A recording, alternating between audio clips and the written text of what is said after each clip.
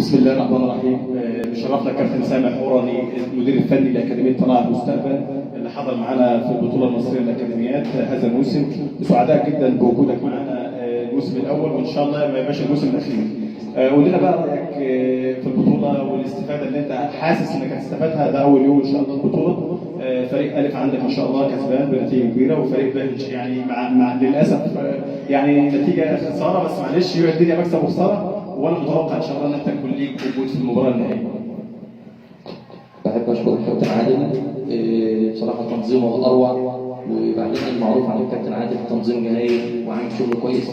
والاستفاده كلها النهارده ان احنا الحمد لله بنشارك يبقى الف وب، وفريق الف كسب النهارده 5-1 وفريق الف خسر 2. فالحمد لله دي حاجه ان احنا نقدر نتعلم منها. الفريق اللي خسر نقدر نشوف ايه السلبيات اللي احنا وصلناها النهارده ونحاول نشتغل عليها عشان نقدر باذن الله نكسب الماتش الجاي. لان برضه احنا سعداء مع الكابتن عادل ان احنا نقدر نعمل، لانه لما يدعي اكاديميه طلائع المستقبل من الزعفران فعشمان ان هو اكاديميه كويسه اللي هي بتعمل شغل، عشان هي بتعمل شغل فاحنا لازم يبقى عند حسن ظن الكابتن عادل، ولازم باذن الله نبقى في الادوار النهائيه باذن الله.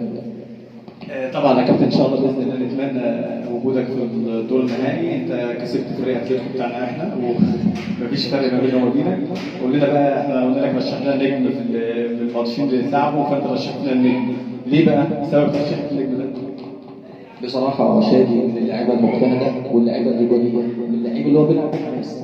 لعيب مواليد 2009 عم بيلعب في وسط مواليد 2007 سن اكبر منه بسنتين، وبيلعب وبيجري وبيحدث جول وبيلعب اسيست النهارده. فصراحه عامل شغل كويس، ودي حاجه كويسه ان احنا بنجيب برضه لاعب بتاع مواليد هو يقدر يجيب جول ويعمل اسيست ويلعب مع مواليد اكبر منه. بصراحه هيبقى لعيب جامد وان شاء الله يبقى ليه مستقبل كامل. تمام يا كابتن. قول لنا بقى شادي، انت رايك النهارده في الاجواء اللي انت شايفها دي، استفدت ولا شايف ايه؟ استفدت. طيب انت مثلا الاعلى مين؟ كابتن سامح. كابتن سامح. تمام كابتن سامح، احفظه بقى كابتن. طيب تتمنى تلعب في نادي ايه؟ طيب بنتمنى التوفيق للكابتن سامح حوراني واكاديميه طلائع المستقبل في البطوله المصريه للاكاديميات. شرفتنا يا كابتن. شكرا.